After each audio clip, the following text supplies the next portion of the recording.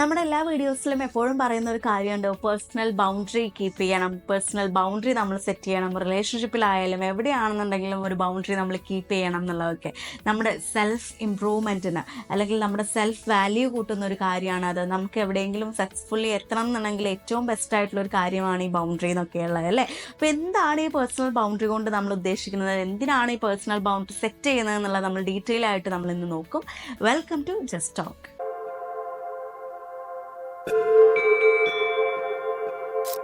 നമ്മുടെയൊക്കെ ലൈഫ് എന്ന് പറയുന്നത് എല്ലാവരുമായിട്ട് കണക്ട് ചെയ്തിട്ട് സോഷ്യലി കണക്റ്റഡ് ആയിട്ട് നിൽക്കുന്ന ഒരു ലൈഫാണ് നമ്മുടെയൊക്കെ ലൈഫ് എന്ന് പറയുന്നത് അല്ലേ.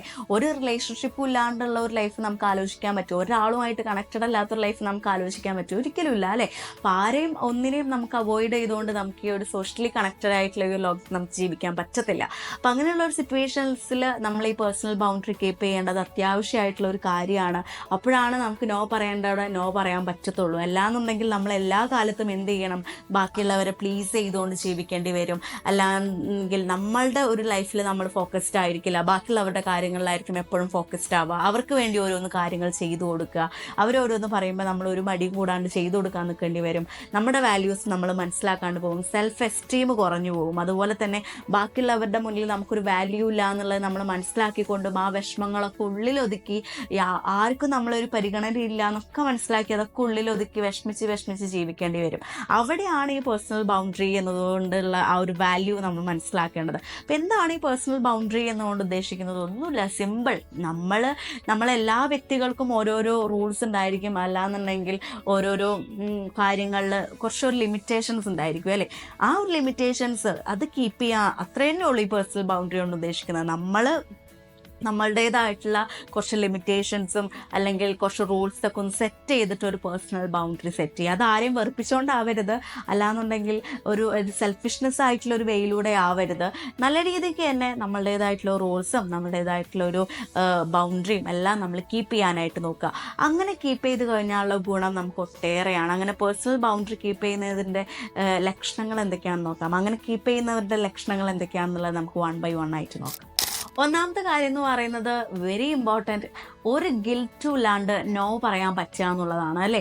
നമ്മൾ എപ്പോഴും നോ പറയാൻ മടിക്കുന്നത് എന്തുകൊണ്ടാണ്? ബാക്കിയുള്ളവർ എന്ത് വിചാരിക്കും, നമ്മൾ നോ പറഞ്ഞാൽ അവർക്കത് ഹേർട്ട് ആവുമോ, ഫീൽ ആവുമോ, നമ്മളായിട്ടുള്ള റിലേഷൻ കട്ടായി പോവോ, അല്ലെങ്കിൽ ആ ഫ്രണ്ട്ഷിപ്പ് ഇല്ലാണ്ടായി പോവോ, അങ്ങനെയൊക്കെ വിചാരിച്ചിട്ട് ഭയങ്കരമായിട്ട് ഓവർ തിങ്ക് ചെയ്തുകൊണ്ടാണ് നമ്മൾ ഈ നോ പറയാണ്ട് പോകുന്നത്. അത് എന്തുകൊണ്ടാണ്? ഈ പേഴ്സണൽ ബൗണ്ടറി ഇല്ലാത്തതുകൊണ്ടാണ്. അപ്പോൾ ഈ ബൗണ്ടറി കീപ്പ് ചെയ്യുന്നവർക്കാണെന്നുണ്ടെങ്കിൽ ഒരു ഗിൽറ്റും ഇല്ലാണ്ട് നോ പറയാനായിട്ട് പറ്റും. ഈ ഗിൽറ്റ് ഇല്ലാണ്ട് എന്ന് പറയുന്നത് ഒരു റെസ്പെക്റ്റ് ഇല്ലാണ്ട് അങ്ങനെയൊന്നുമല്ല കേട്ടോ. വളരെ റെസ്പെക്റ്റ്ഫുള്ളി ഡിപ്ലോമാറ്റിക് ആയിട്ട് ഒരു നോ പറയാനും വളരെ സിമ്പിളായിട്ട് ആ കാര്യത്തിൽ നിന്ന്, ഇഷ്ടമല്ലാത്തൊരു കാര്യത്തിൽ നിന്ന് പിന്മാറാനും ഇവർക്ക് പറ്റും എന്നുള്ളതാണ് ഒന്നാമത്തെ ഒരു ഗുണം എന്ന് പറയുന്നത്. അതുപോലെ തന്നെ ആവശ്യങ്ങൾ തുറന്നു പറയാനായിട്ട് സാധിക്കും. നമുക്ക് എന്താണ് ഇഷ്ടം, എന്താണ് പറ്റാത്തത്, നമുക്ക് വർക്ക് സ്പേസിൽ എന്തെങ്കിലും ബുദ്ധിമുട്ടുണ്ടോ, എന്തെങ്കിലും ആവശ്യങ്ങളുണ്ടോ, അഡീഷണൽ എക്യുപ്മെൻറ്റ്സ് എന്തെങ്കിലും വേണോ, വർക്കിൽ എന്തെങ്കിലും ആഡ് ഓൺ ചെയ്യേണ്ടതുണ്ടോ, അല്ലെങ്കിൽ നമുക്ക് എന്താണ് നമ്മളിരിക്കുന്ന സ്പേസിൽ നമുക്ക് എന്താണോ ആവശ്യം അത് ഓപ്പണായിട്ട് കാര്യങ്ങൾ മറ്റുള്ളവരുടെ അടുത്ത് പറയാൻ നമുക്ക് പറ്റും. അവിടെ നമ്മുടെ പ്രശ്നം എന്താ, അയ്യോ ഇത് തുറന്ന് പറയുന്നതുകൊണ്ട് അവർക്കതൊരു ബുദ്ധിമുട്ടാവില്ലേ, നമ്മളതൊക്കെ വേണമെന്നൊക്കെ പറയുമ്പോൾ അവർക്കൊരു ബുദ്ധിമുട്ടല്ലേ എന്നൊക്കെ വിചാരിക്കുന്നതുകൊണ്ട് നമുക്കിതൊന്നും പറ്റാത്തേ. അതിൻ്റെ ആവശ്യമൊന്നുമില്ല. നമ്മളെ ആവശ്യങ്ങൾ അത് എവിടെയാണെന്നുണ്ടെങ്കിൽ ഫാമിലിയോ അല്ലെങ്കിൽ ഫ്രണ്ട്സോ വർക്ക് സ്പേസിലോ എവിടെയാണെന്നുണ്ടെങ്കിലും ആവശ്യങ്ങൾ ഓപ്പണായിട്ട് കമ്മ്യൂണിക്കേറ്റ് ചെയ്യുക എന്നുള്ളതാണ്. മൂന്നാമത്തെ ഒരു കാര്യം എന്ന് പറയുന്നത് നമുക്ക് നമ്മളിൽ തന്നെ ഫോക്കസ്ഡ് ആവാനും നമ്മളെ കെയർ ചെയ്യാനും നമ്മളെ വാല്യൂ ചെയ്യാനും നമ്മുടെ കാര്യങ്ങൾ കറക്റ്റായിട്ട് ചെയ്തെടുക്കാനും പറ്റും. പക്ഷേ ഈ ബൗണ്ടറീസ് ഒന്നും ഇല്ലാത്ത പക്ഷെ നമ്മളുടെ കാര്യം എന്തെങ്കിലും ചെയ്യാൻ നേരത്തായിരിക്കും വേറെ വല്ലവരും ഇതൊന്ന് ചെയ്യുമോ എന്ന് പറഞ്ഞിട്ട് അത് ചെയ്യാൻ വരും. അല്ലെങ്കിൽ അവരുടെ കാര്യങ്ങൾ നമ്മൾ വല്ലാണ്ട് ഫോക്കസ്ഡ് ആവും, അവരെ ഹെൽപ്പ് ചെയ്യാൻ നിൽക്കും. ആ കാര്യം ഹെൽപ്പൊക്കെ ചെയ്യണം, നല്ലതാണ്. പക്ഷെ നമ്മുടെ കാര്യങ്ങൾ മറന്നുകൊണ്ട് നമ്മളെ കെയർ ചെയ്യാണ്ട് ഹെൽപ്പ് ചെയ്തിട്ട് കാര്യമില്ലല്ലോ. അപ്പോൾ ഈ പേഴ്സണൽ ബൗണ്ടറി കീപ്പ് ചെയ്ത് കഴിഞ്ഞാൽ നമ്മുടെ കാര്യങ്ങൾക്ക് നമ്മൾ ഫോക്കസ്ഡ് ആവാനും നമ്മളെ കെയർ ചെയ്യാനും എല്ലാ കാര്യങ്ങളും നമുക്ക് സെറ്റ് ചെയ്തെടുക്കാനും പറ്റും. അതുപോലെ തന്നെ നോ പറയുന്നത് പോലെ തന്നെ ഇമ്പോർട്ടൻ്റ് ആയിട്ടുള്ള ഒരു കാര്യമാണ് യെസ് പറയാന്നുള്ളത് അല്ലേ. ആരെങ്കിലും ഒരു കാര്യം ആവശ്യപ്പെടുന്ന സമയത്ത് നിങ്ങൾക്ക് അത് ചെയ്യാൻ പറ്റുന്നുള്ള ഒരു കാര്യമാണോ, നിങ്ങളത് ചെയ്യുന്നതുകൊണ്ട് നിങ്ങൾക്ക് ബുദ്ധിമുട്ടില്ല, ഞാൻ ഓക്കെയാണ് ആ കാര്യം ചെയ്യുന്നതിൽ നിന്നുള്ളൊരു കോൺഫിഡൻറ്റ് ഉണ്ടെങ്കിൽ ആ കാര്യത്തോട് ധൈര്യമായിട്ട് യെസ് പറയാനായിട്ട് പറ്റും. അതാരെയും പ്ലീസ് ചെയ്തുകൊണ്ടാവില്ല, ആരെയും വെറുപ്പിച്ചുകൊണ്ടാവില്ല, നമുക്കൊരു സെൽഫിഷ്നെസ് വേയിലൂടെയല്ല, വളരെ ധൈര്യപൂർവ്വം നിങ്ങൾക്ക് ഓക്കെ ആണെന്നുള്ള കാര്യങ്ങളിൽ നിങ്ങൾക്ക് യെസ് പറയാനായിട്ടുള്ള ഒരു കോൺഫിഡൻസ് ഈ ബൗണ്ടറി കീപ്പ് ചെയ്യുന്നതിലൂടെ നിങ്ങൾക്ക് കിട്ടും എന്നുള്ളതാണ്.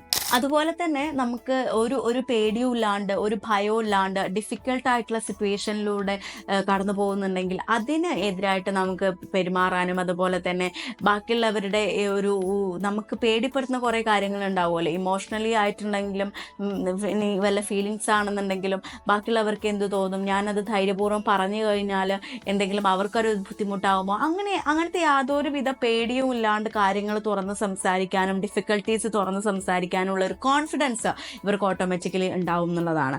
അതുപോലെ തന്നെ നമുക്ക് നമ്മളുടേതായിട്ടുള്ള വിശ്വാസങ്ങളും മൂല്യങ്ങളും ഒക്കെ ഉണ്ടാവും അല്ലേ. ആ വിശ്വാസങ്ങൾ ഒരിക്കലും ബാക്കിയുള്ളവരുടെ അഭിപ്രായങ്ങൾക്കനുസരിച്ച്, ബാക്കിയുള്ളവരുടെ തീരുമാനങ്ങൾക്കനുസരിച്ച്, ബാക്കിയുള്ള വിശ്വാസങ്ങൾക്കനുസരിച്ച് അതൊരിക്കലും മാറാൻ പോകുന്നില്ല. ഒരു നിലപാട് നമുക്ക് സ്വന്തമായിട്ട് എപ്പോഴും ഉണ്ടായിരിക്കും. അതൊരിക്കലും മാറാണ്ട് ആ വിശ്വാസത്തിനനുസരിച്ച്, ആ മൂല്യബോധത്തിനനുസരിച്ച് വർക്ക് ചെയ്യാനും പെരുമാറാനൊക്കെ നമുക്ക് പറ്റുന്നുള്ളതാണ് അടുത്തൊരു അഡ്വാൻറ്റേജ് എന്ന് പറയുന്നത്. പിന്നെ നമ്മുടെ മുന്നിൽ നമ്മുടെ ഓപ്പോസിറ്റ് നിൽക്കുന്നവരെ ഒരു ചെറുതോ വലുതോ അല്ലെങ്കിൽ കളറോ അല്ലെങ്കിൽ അവരുടെ പൊസിഷനോ ക്വാളിഫിക്കേഷനോ ലുക്കോ അങ്ങനെ യാതൊരുവിധ മാനദണ്ഡങ്ങളും ഇല്ലാണ്ട് ഈക്വലായിട്ട് പരിഗണിക്കാൻ പറ്റും എന്നുള്ള ആ ഒരു സംഭവം ഉണ്ടല്ലോ, അത് വലിയൊരു കാര്യമാണ് അല്ലേ. ഇത്തരത്തിൽ ഒരു ബൗണ്ടറി കീപ്പ് ചെയ്തിട്ട് എല്ലാവരുമായിട്ട് റിലേഷൻഷിപ്പ് മുന്നോട്ട് കൊണ്ടുപോകുന്നവരാണെന്നുണ്ടെങ്കിൽ അവർക്ക് അത് ചെറുതോ വലുതോ എന്നൊന്നും ഉണ്ടാവില്ല. എല്ലാവരും ഒരുപോലെ കൺസിഡർ ചെയ്യാനുള്ള ഒരു കോൺഫിഡൻസ് അവർക്ക് ഉണ്ടായിരിക്കും.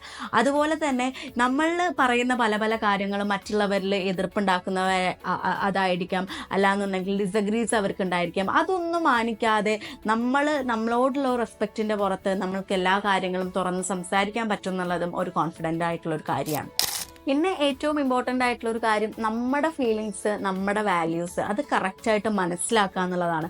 മറ്റുള്ളവർ യെസ് പറയുന്നതിനനുസരിച്ചോ നോ പറയുന്നതിനനുസരിച്ചോ നമ്മുടെ ഫീലിങ്സോ വാല്യൂസോ ഒന്നും നമ്മൾ മാറ്റിമറിക്കേണ്ട ആവശ്യമൊന്നുമില്ല. പക്ഷേ നമ്മളൊരു പേഴ്സണൽ ബൗണ്ടറി കീപ്പ് ചെയ്ത് കഴിഞ്ഞാൽ ഇതൊക്കെ ഓട്ടോമാറ്റിക്കലി നമ്മളിലേക്ക് എത്തിച്ചേരുന്ന ഒരു കാര്യമാണ് കേട്ടോ. മറ്റുള്ളവരുടെ ഇഷ്ടങ്ങൾക്കനുസരിച്ച് നമുക്ക് മാറാണ്ടിരിക്കാനായിട്ട് പറ്റും. അതുപോലെ തന്നെ നമ്മൾ പേഴ്സണൽ ബൗണ്ടറി കീപ്പ് ചെയ്യുമ്പോൾ തന്നെ ബാക്കിയുള്ളവരുടെ പേഴ്സണൽ ബൗണ്ടറി നമ്മൾ മനസ്സിലാക്കേണ്ട ഒരു ആവശ്യം, ഇമ്പോർട്ടൻ്റ് ആയിട്ടുള്ള ഒരു കാര്യമാണ്. നമുക്കുള്ളതുപോലെ തന്നെ അവർക്കും അവരുടേതായിട്ടുള്ള എസ്സുകൾ ഉണ്ടാവും, അവരുടേതായിട്ടുള്ള നോകൾ ഉണ്ടാവും, അവരുടേതായിട്ടുള്ള റൂൾസ് ഉണ്ടായിരിക്കും, അവരുടേതായിട്ടുള്ള ലിമിറ്റേഷൻസ് ഉണ്ടായിരിക്കും.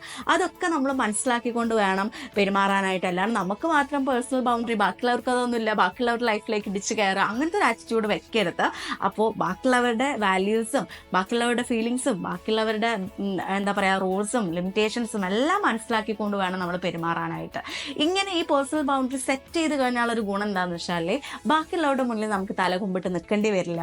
അതുപോലെ തന്നെ ബാക്കിയുള്ളവർ നമ്മളെ ചൂഷണം ചെയ്യില്ല, എക്സ്പ്ലോയിറ്റ് ചെയ്യില്ല, അതുപോലെ തന്നെ അപമാനിക്കില്ല. അങ്ങനെ ഒത്തിരി ഗുണങ്ങളുണ്ട് ഇതുകൊണ്ട്. ഇപ്പം ചില്ലറ വിഷയമെന്ന വിചാരം പേഴ്സണൽ ബൗണ്ടറി എന്ന് പറയുന്നത്.